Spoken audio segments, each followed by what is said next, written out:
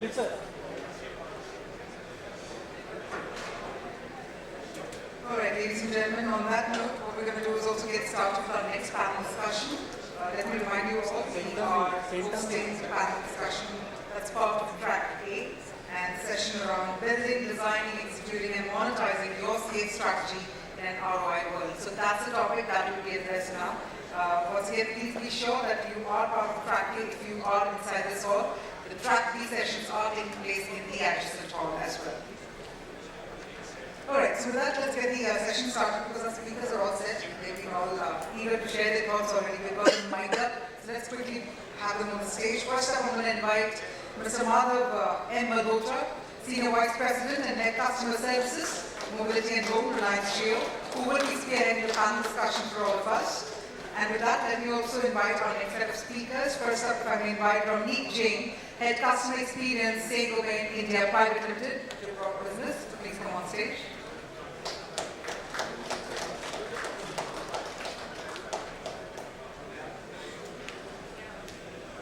Well, up next, let me also invite Mahesh Agrawal, Head Information Management, SBI General Insurance. Please come on stage. Well, up next, let me also invite Shivangi, Kamath, Head Process Design, Process Excellence Group, Tata AIG General Insurance Company Limited. Mr. Rahul, Malik, Country Manager Consumer and Channel Service Delivery India Market, HP India Sales Private Limited. And finally, Mr. Shankar, Mishra, Senior Vice President, Customer Experience, Future Generali India Insurance Company Limited. All right, time for another interesting panel discussion, and can we have a round of applause again to welcome our fabulous set of speakers. I'm looking forward to another very interesting session, so warm welcome to you all. I'm going to request you to please take your seats, and I'm going to hand it over to Mr. Malhotra. Over to you, sir. Thank you. Can you hear me? Thanks. Thank you. And thank you, audience, for being part of this exciting customer workshop.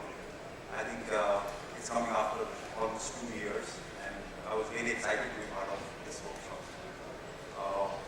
And the topic today, what we have, is quite an interesting one. And I'm sure you all are facing this kind of a dilemma or paradox in your work area. What we call is building, defining, and executing your CX strategies in this ROI world. And in the entire day, I was part of a few of the sessions, and we were all hearing about CX strategies, programs, we talked about bots, we talked about various technological initiatives which are happening now.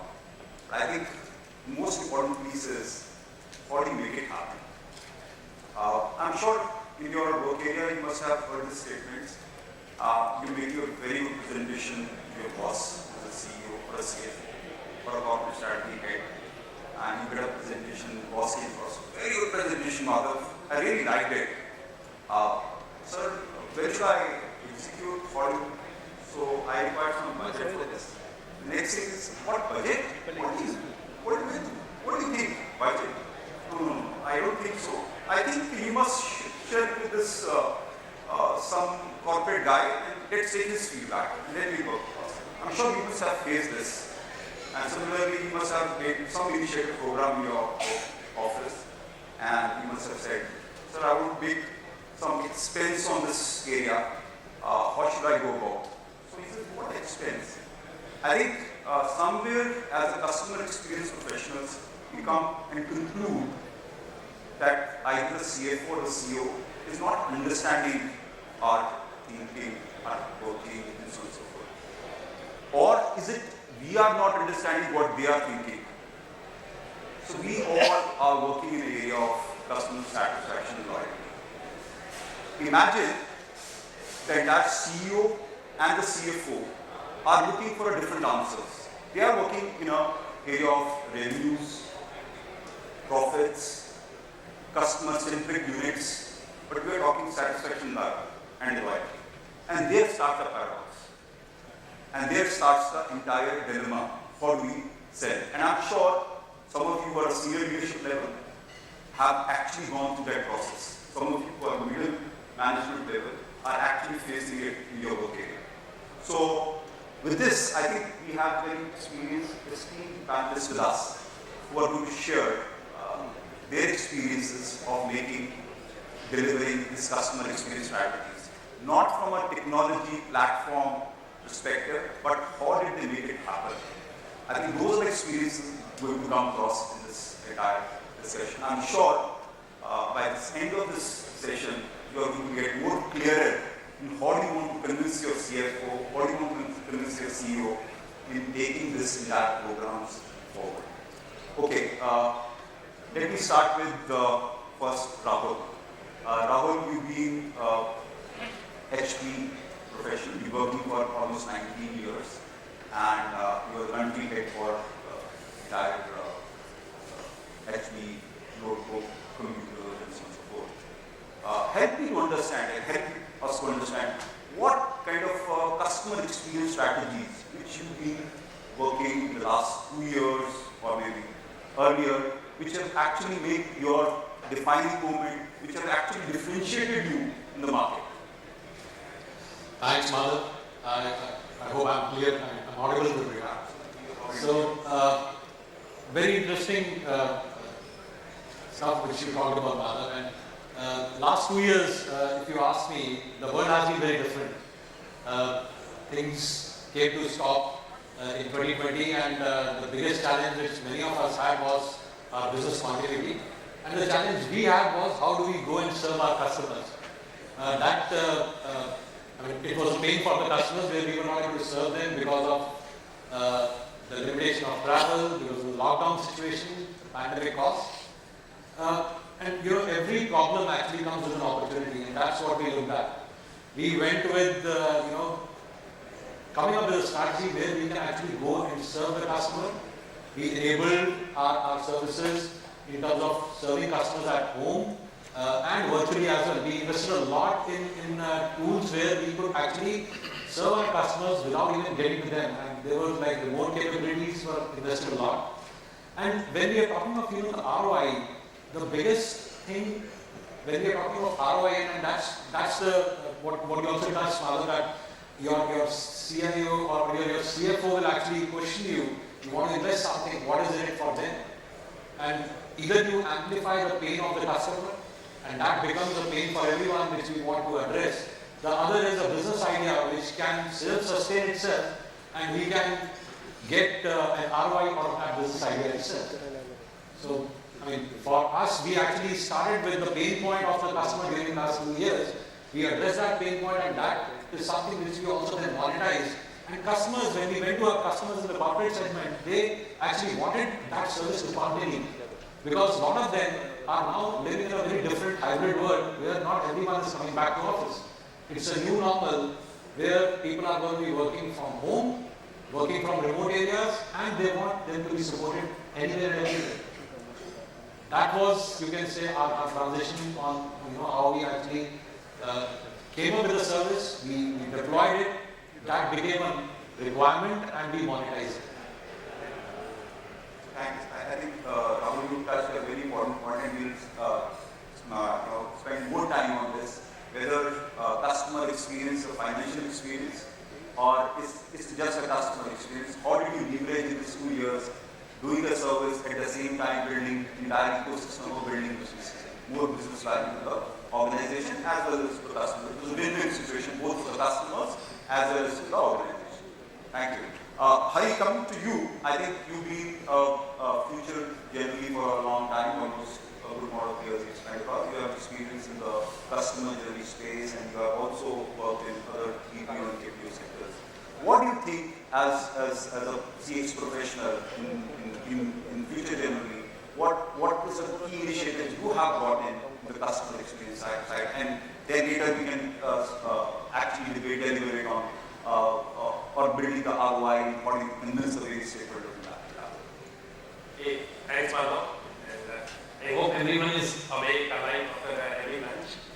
So, a lot of you have been hearing various thoughts. Each of you are leaders in your own thoughts. So, I'm not sure what additional penny I'll bring. We are talking about ROI of investment. Maybe I'll start with an anecdote. So, like when a CX team is set up or someone is hired, to look at CX separately. So I was very passionate in those early days, maybe 10 or 15 years back, making nice blueprints and project plans and saying this is what we will do as a CX team. This will be the team framework, these will be the projects and all. So I had a very patient and emulating kind of CEO, so who listened very nicely and all. And then he said a statement which has stuck with me forever. So he said, so Ali, if you will do everything CX, what will we do? So that brought, and of course we know that realization, it has to percolate across each and every employee, every channel partner, and then only the customer will be able to do it. The second aspect, we are part of the Generali group, and as you'll be aware that they hold almost 74%. So they bring deep insurance experience, and CX is at the center of all things for them. So last 4 or 5 years, all our strategy, not the CX strategy, but all our strategy for the company is around building a lifetime partner brand. Because as they say, for any habit to start is easy, starting exercising is very easy, but to continue is difficult. So similarly, to get the customer inside the door is easy, but often the door is a revolving door. Just maybe as you come to the hotel lobby, the customer is in, and before you realize it's out to the revolving door. So how do you really make yourself a lifetime partner, a preferred partner to the customer? So while marketing would have their brand funnel, that how many are aware, how many are preferring, and how many are actually then considering to buy from them, there are other important metrics of CX that you track. And of course, these are not new numbers, but what you do with them, like NPS, or something very simple, which is a no-brainer, but I'm not sure how many brands think of it.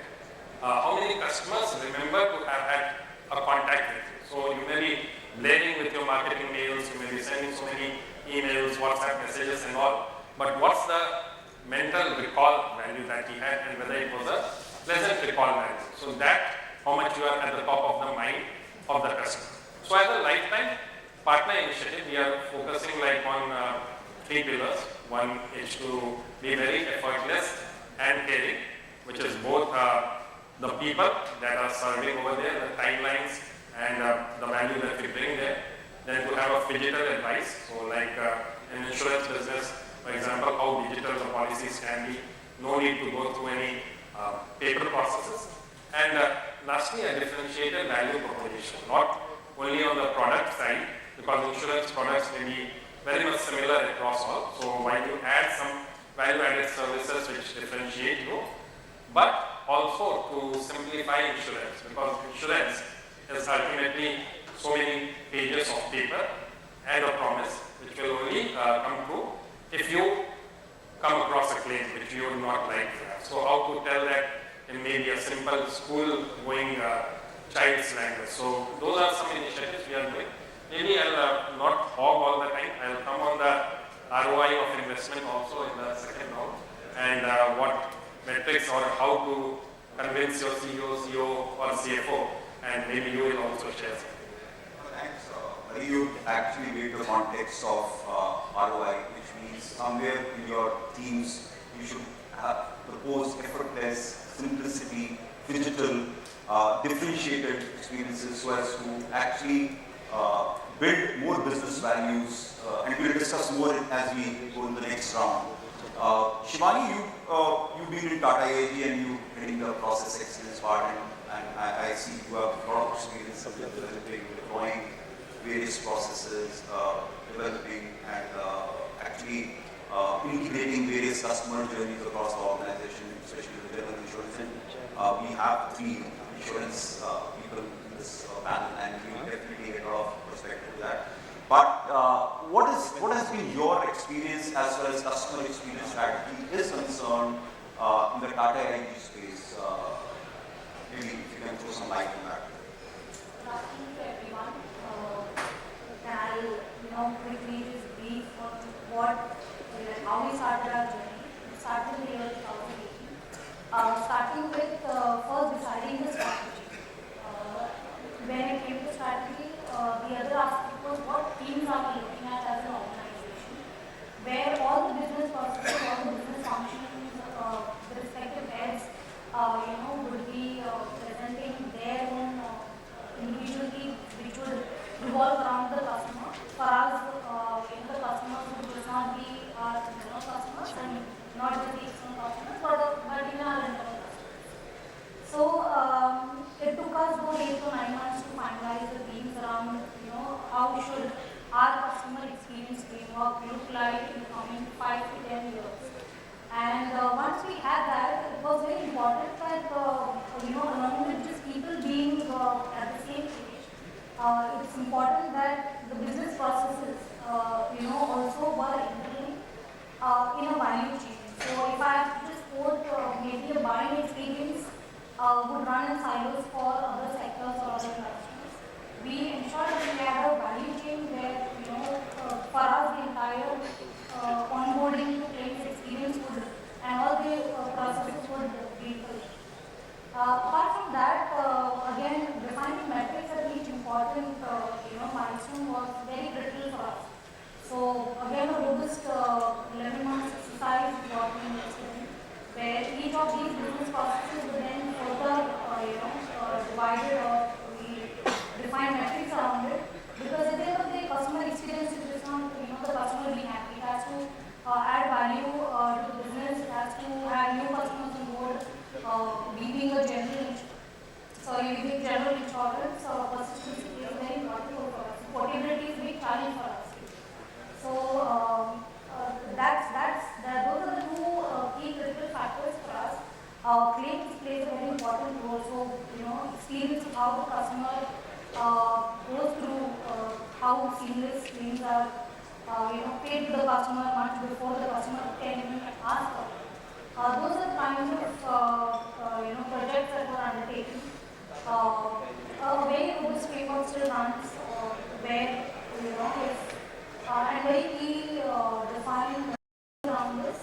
Around that, we have a very strict governance model where we review these every fortnight, and again a monthly with our MD CEO. And that's the framework that we have set up. Very key measurement metrics which are monitored just not by the processing work, but also by the function heads, and these accumulate into their respective KPIs. So that's something that journey is something that we started 2000 back 2.5 years back. And like I said, Madhav, we have measurements for every single journey.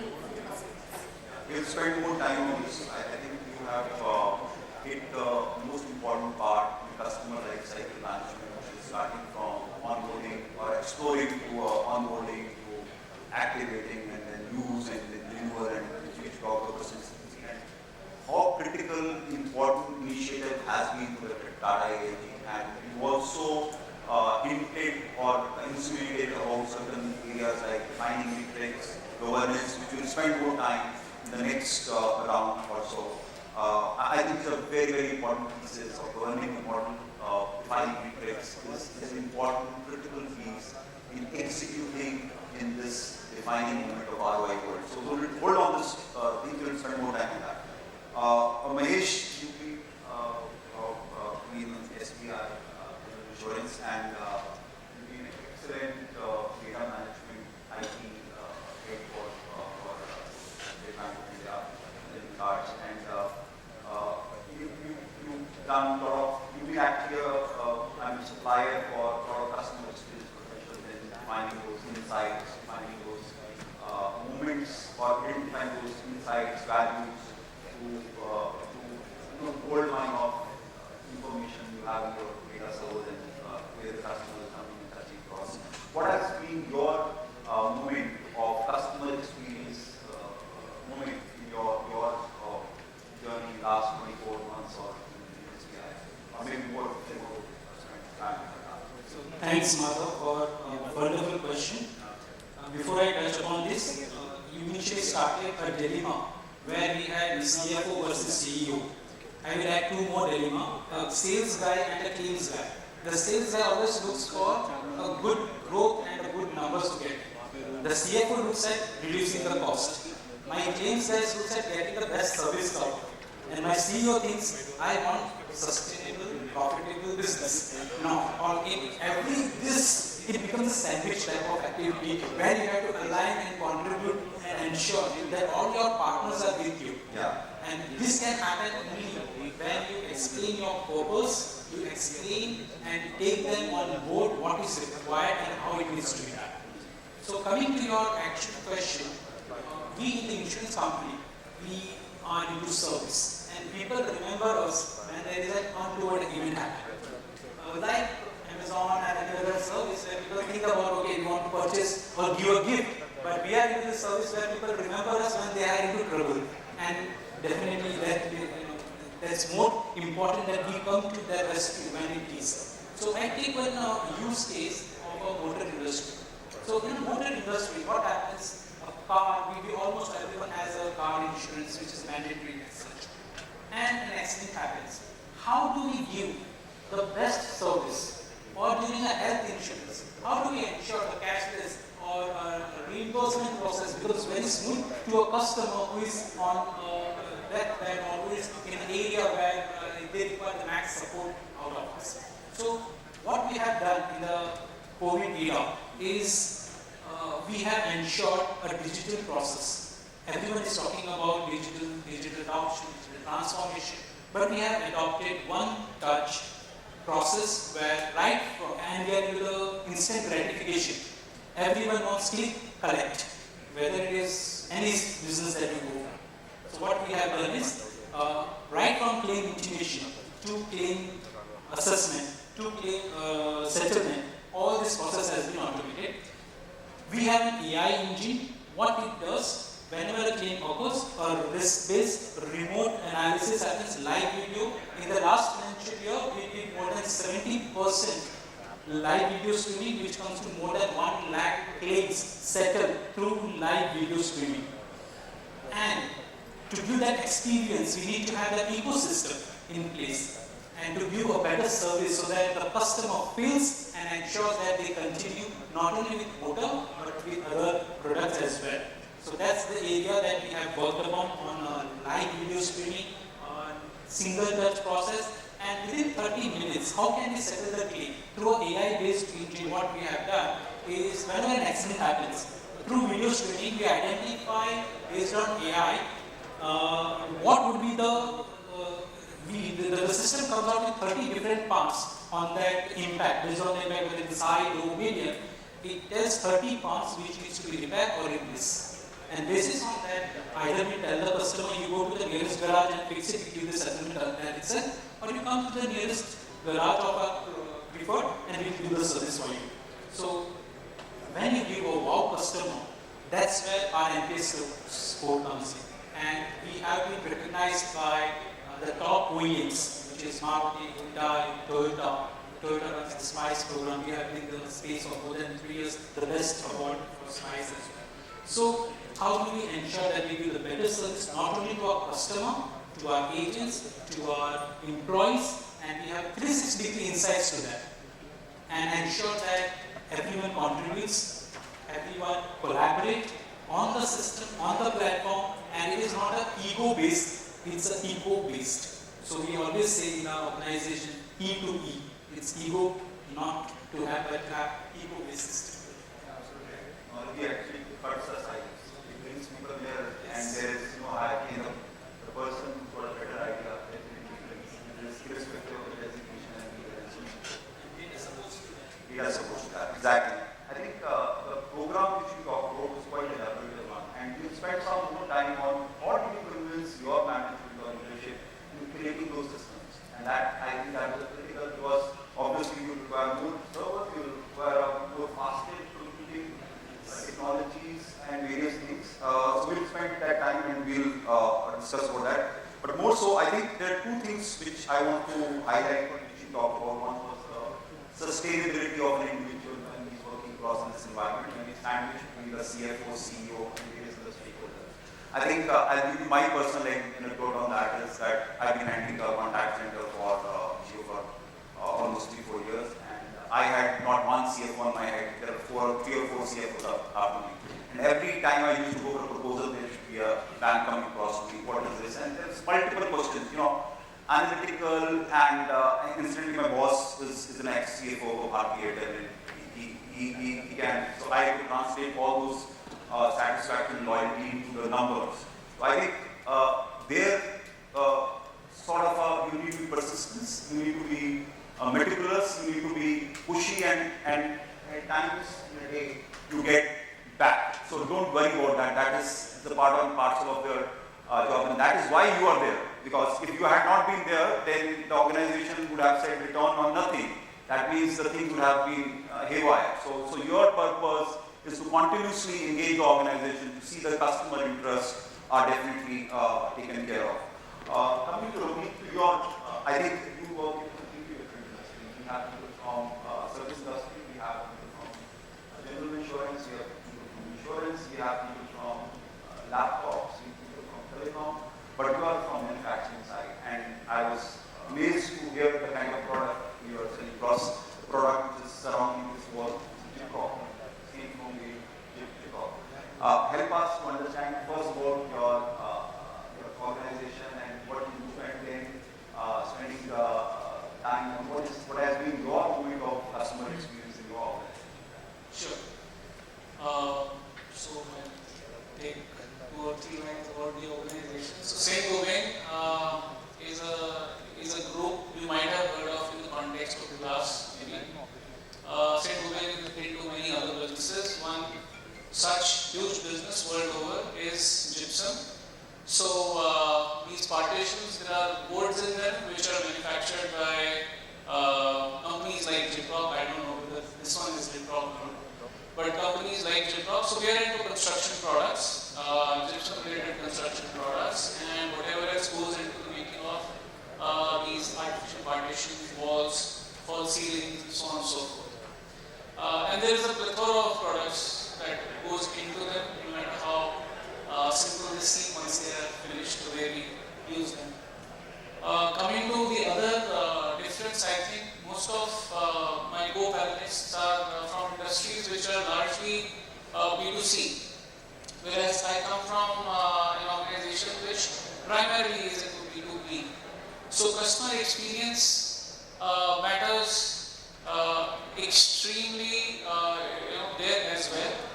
And coming to your question on what kind of a journey we've had, or so if you can talk about what has been your customer experience strategy, which has been differentiating, which you want to share with everyone. Sure. And we can build on that. Sure. So for a B2B company, customer is I would say less faceless than it is for a B2C company. We don't have millions of customers, we don't have a few hundred, which means that it is really important to know the customer in and out.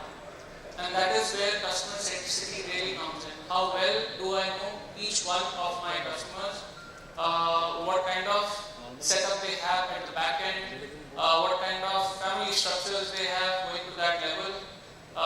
What is their financial capability in terms of running a business? What is their credit worthiness? Which banks do they have loans from?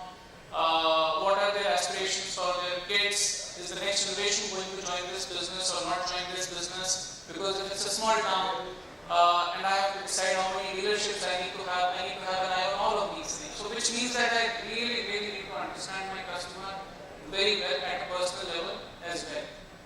And that's why I think in terms of agreeing at a leadership level that knowing the customers very well is extremely important. There is no debate on that. The question is, how do we do that? And for that, I think one thing we agreed on at the leadership level very early on was that it is extremely important for us to listen to our customers, continuously keep listening to them. And the more touch points we can create, or the more avenues, more systems, more processes we can create to hear from them, not just about, okay, how much did we sell this month, but about anything and everything around them, the better it would be for us. And to do that, we can't do that with a team of 2 people or 3 people or 5 people. The entire organization has to be engaged in this activity. So, starting with a time when I think we took each and every employee to go and meet customers and prepare a report. How does my job impact the end customer? So you can imagine that being in a B2B2C kind of a setup is where maybe my product would be bought by a wholesaler, who in turn would sell it to a dealer, who in turn would sell it to a sub-dealer, and maybe then it will reach you through a contractor for some work in your house, or maybe go into an IT project or whatever. It is important for each employee to understand how does my job impact the experience of the end customer. So starting from that level, today we are at a place where, and at least I'm not aware of any other organization where every employee, every function has a component of variable pay which is based on customer experience. So we are at that level today and still working to get. Yeah, thank you. I think you got a very important point, which is in the B2B space. Actually, we work in B2B environment. All customer experience professionals or people in the organization, we're actually selling our product and services to the various stakeholders, including the CFO and PFO. And I think you got a very, very important point is, how do you make your CFO listen to the call? Or how do you make your CEO listen to the call? The moment he starts listening to the calls, I think his perspective of what needs to be done and how needs to be done gets changed. So thank you for bringing that important point. Let's come back to Rahul, to you. I think we discussed about your experience strategy and you got in the little packet. What kind of challenges or what kind of issues you faced in the organization when you were taking this initiative? And how did you brought the change, important change in your work area, in your space, and making a win-win for yourself, for the organization, and for the other stakeholders? Thanks, Madhav. Again, a very interesting question. I also said that every challenge actually comes up with an opportunity, and it's how we see that challenge. Challenge, first of all, is you don't have a solution in hand. When you have a customer pain point, you have to address that, and at the same time, you have a requirement of making some investment to make that thing happen. Now, how do you actually convince your stakeholder or your business who will be willing to spend for that customer experience idea which you have? And at the same time, you want to address the customer pain point, you want some return on investment.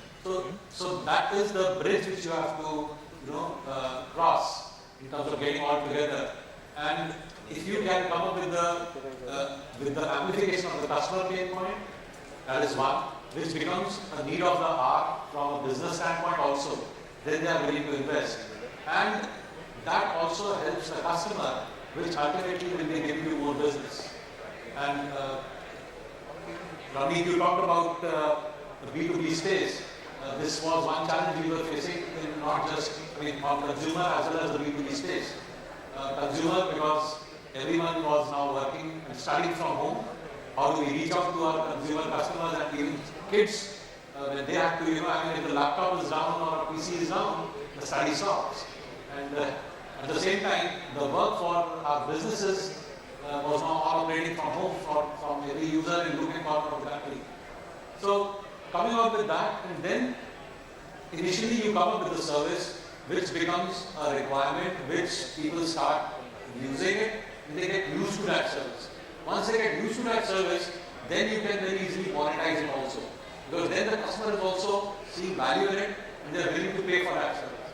And that's when the return on investment. So first you address the problem area, then that problem becomes a revenue stream. That's how you can bridge the gap and the journey actually gets done. No, thank you. I think you got in a very, very important point on exemplification and business value proposition for various stakeholders.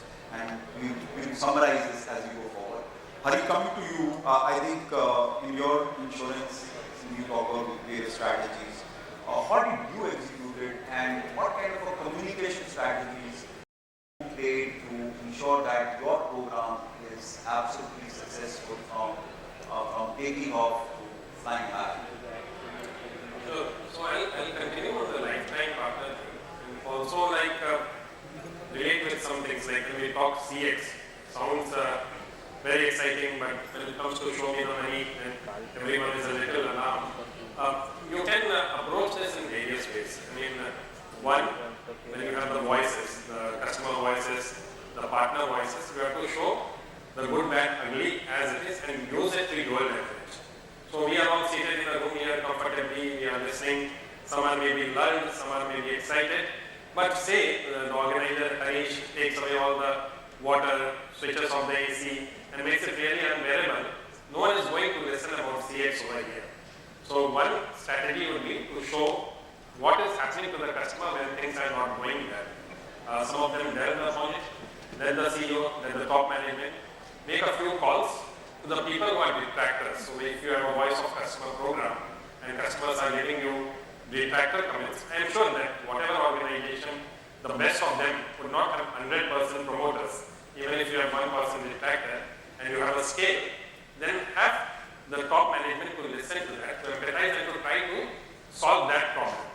Then they would understand that there is a need for doing it structurally, because of course they will not keep on doing that time and again. They can do it for maybe 1 or 2 cases, but they will understand. Then to amplify that, maybe record it on a video, record it on a call and send it across to all employees.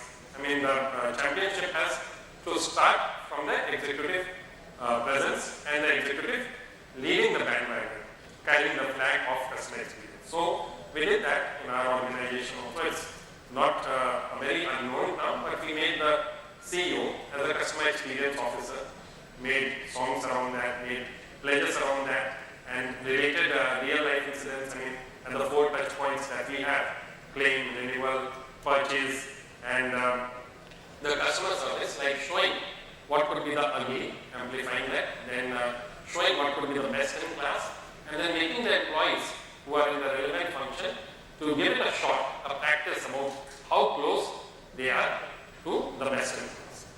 So on ROI, one aspect is to show that what is the cost of bad experience. You can show that if there is bad experience, what would be the exits. I talked about the revolving door. So if you have a voice of customer program, you can show that how much the factors are costing you as a loss of money. If you do a simple analytics, you will find that the exits for detractors, no-brainer, is going to be higher. For the promoters, you could go and check that how much more they are buying, or what is the share of wallet they are increasing. So then you mix the two of this, and you can even do a calculation of like what would be the benefit of converting maybe a percentage of your detractors to promoter. That comes to some mind-boggling figures. When you go with these figures, then your budgets that you're coming on do not look like as costs or investment. So there is a trick to it. Like if you are thinking of maybe a design thinking workshop, or you are thinking of maybe setting up a VOC program, or you are thinking of a culture communication program, when communicating to the executive who has the financial purses in their grip, you do not go with telling that this is the cost I'm going to invest, but you are always going to share that this is the value I'll bring, this is the loss which will happen if you don't let me do this, and for this I need this paltry sum of money, and you keep going there consistently. Right, it was very interesting that you got in a phase of return on nothing. Basically, if I don't do, what will happen? Kind of thing. Very important point. I think you also got in a very important point in terms of bringing the quotient piece, which is how do I increase the share of wallet. That's a very, very important piece, and that is integral part of convincing the leadership on revenue opportunity.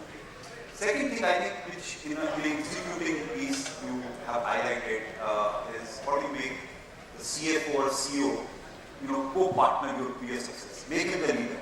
Let the credit go to him. Let the credit go to the CFO. So it doesn't matter. But I think that will lead to ultimately the success of the program. Very, very important point. Thank you, Hari, for bringing that piece. Shivangi, you talked about in your piece, I think the matrix piece. You said matrix piece. I mean, how did you, and the outcomes, how did you define those matrix and how did you come across the outcomes? Maybe you want to learn more that. So while we said that we have a strategy in place, and if I have to look at it, it's more or less like a projection board.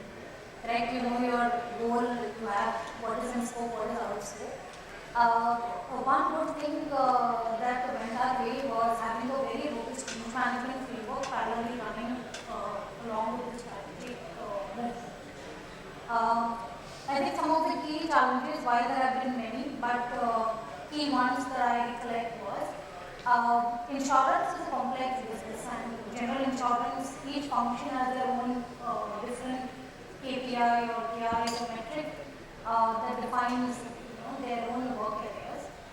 When we said that we would be looking at some of these key themes which would revolve around the customer, employees, our internal stakeholders, it was important that all the KPIs, all the scope of what we were working would revolve around these key themes.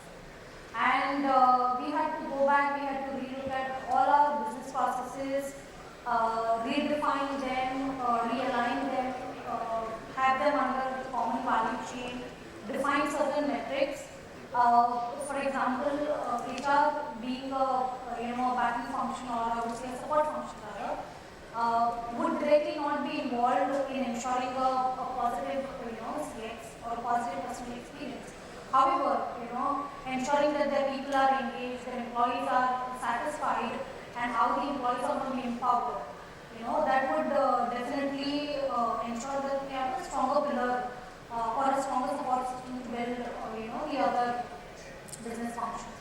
So, one of the key challenges was how do we relook at, designing their processes, which, we would, meet the themes that we were looking at. After defining, the other one was how do we measure. So measurement was very important, and like I said, not everybody would understand the language that probably I talk. So it is very important that when you setting certain parameters, where you measuring certain metrics, certain indexes, the organization also talks and understands the language that we as consultants or we as excellence experts, or for that matter, process experts talk. So parallelly, having a very strong learning and development team support us in ensuring that we had some of the best courses that were given, right from bottom up, again to top bottom, because that was important while we conducted this entire exercise. So a lot of efforts or Madhav have been gone through this, and I'm sure learning and meeting those L&D would have had their own experiences and challenges. So in the interest of time, I think like it's anything, but a quick one, if you can help us to understand what helped you get convincing to the leadership on collaborative servers, intelligence, setting the business intelligence process.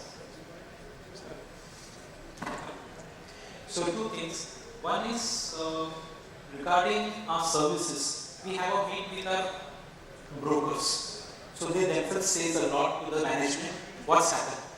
So half of your story is done by that.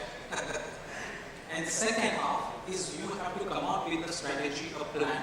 How are you going to execute on those lines where there are pain areas? So either the pain area will be on the service side, or you need to go into the digital transformation where you will get more revenue. So either the service will improve or your revenue will improve. So on that front, what is the ROI or the cost that you will have to put in? And you can't show them in 6 months or a year. You have projected for 5 years. So when you project for 3 to 5 years, the cost that is going to be implemented, you can take cloud, you can take on-prem, you can go with any of the solution. But you have to showcase 3 to 5 years plan, and that point you need to identify and explain how this is going to overcome the pain area which my broker, my customer, my relationship manager who is on the ground selling the product, or my claims guy who is facing a lot of challenge. So when you touch point in a journey, so there's a journey map that we create, and we have a war room. So that's where 10 hours, 12 hours we don't move anywhere till the time a solution comes out. So in an agile framework, in a war room, we come out with a solution, what needs to be done, how it needs to be done, and have a journey map in front of us, and then start executing towards the same audit training. So we have a daily agile team where the Scrum Masters, they come do a lot of activity and then we try and overcome the same. In fact, in our discussion, you were sharing that once the management is clear and this is convincing, they are ready to sponsor it. Yes. No problem. I think a very good. And if they are not, then we have consultant coming in and we will check that. So as another learning, use consultants for getting your idea implemented. Okay, Ramneek, quick one. You explained about reaching the customer, knowing the customers. Any challenges, any issues you face, and if there were, how do you influence the leadership? Right. So I link that with ROI. This is an actual conversation I was having with my CFO about return. And so the example I usually give is, don't look at it that in a way that today you will put it on one side into the juicer and the juice will come out on the other side. If you have a child, when the child is growing up, you don't look at the child and say, okay, in class 6 I'm spending so much, what is my return on investment? All you're hoping for is that if you do all the right things, the child would be able to do well once he or she grows up. And it's a long journey. You mentioned persistence somewhere in our conversation earlier, but has to keep pushing the agenda on this. And how it helps is, say for example, since I'm talking about manufacturing, there are certain standards, quality standards that every product has to adhere to, which are maybe given by an association, maybe given by the government. But when you go to a customer, the customer's way of evaluating something might be entirely different, which has got nothing to do with any scientific method. Unless you listen to the customer, you would not be able to understand, okay, how is my user actually putting my product to use and what are they doing with it.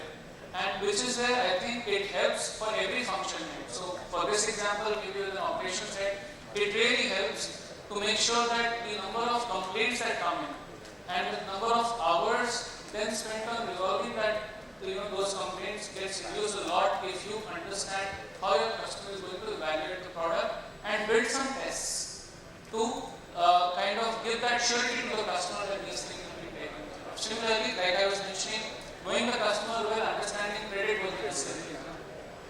So how do I help my customers to manage their working capital better? Can I help facilitate some kind of a credit line from the bank and so on and so forth? Because that in turn makes sure that my money with the customer is more secure. So a CFO understands this the moment you talk about listening to the customer, understanding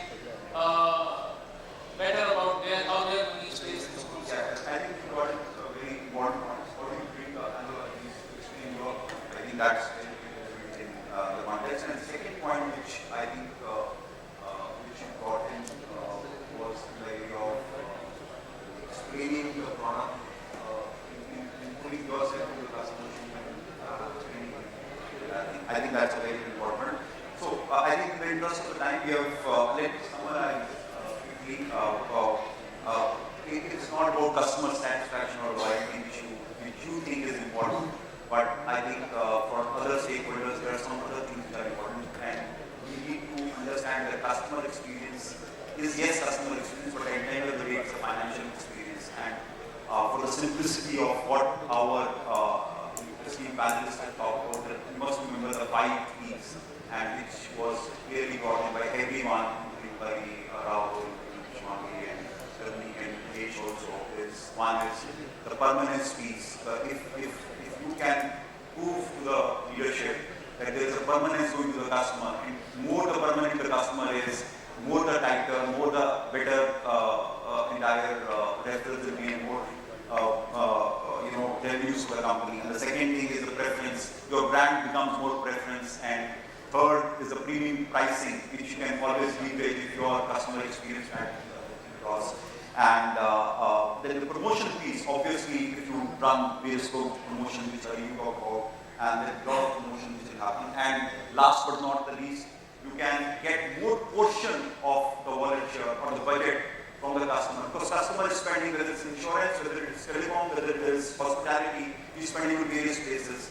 I think those you can get more market share out of this if you move for those 5 P's. And the last but not least, I think the most important piece is which you also talk about, Rahul also talk about, is if you prove it, if you do not do this, what will be the impact? I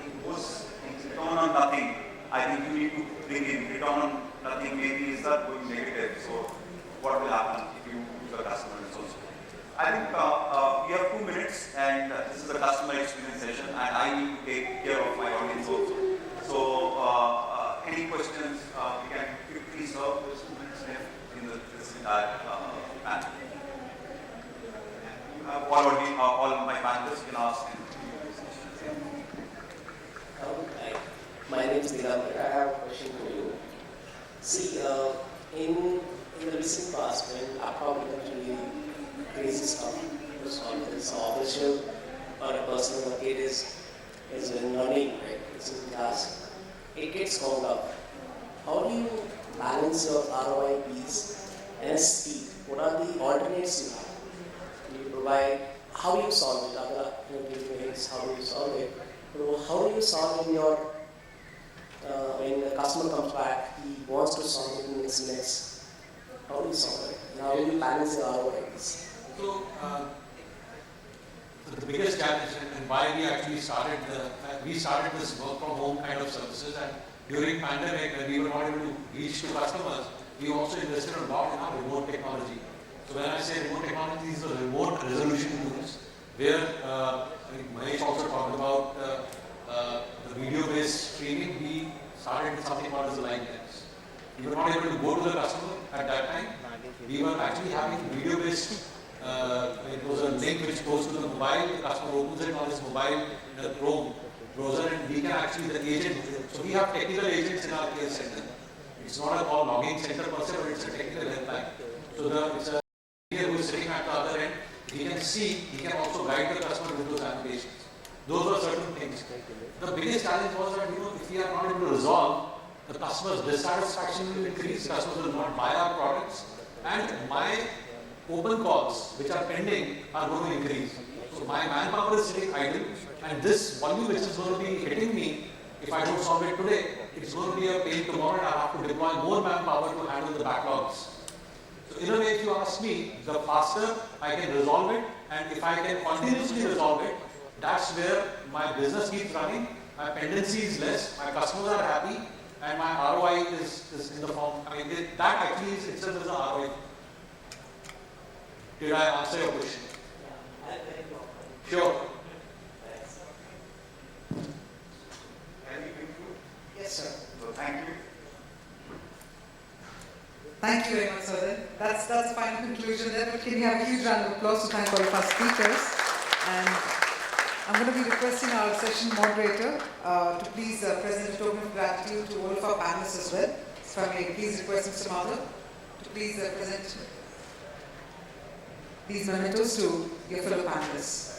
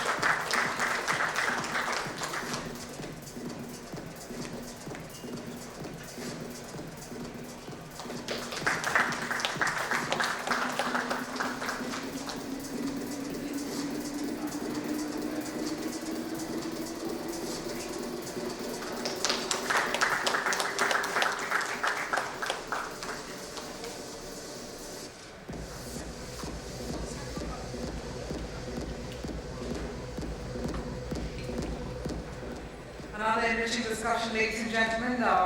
Very well moderated, very well spearheaded by Mr. Madhav, and I think we managed to again grasp a lot of insights, a lot of nuggets of insights rather from all of our speakers. So what we're going to do now is actually head for a quick tea coffee break. So in case you wish to also connect with our speakers, please do so. We're going to take a 15 minutes coffee break and come back at 4:45 for our final panel discussion. Now this is where again I'm going to bring to your attention. Please ensure that you take care of your belongings because we will be opening up the panels. That's right. We were all separated so far, so now we're going to come together. We're going to open up the panels so that delegates at Track B can also be part of the session. The final session will be here on next gen loyalty and experience. So that's going to be a final panel discussion. All the ones who are seated behind, please take care of your belongings. We'll be opening up the panels, and the tea coffee break is for 15 minutes. Please enjoy and see you all at 4:45.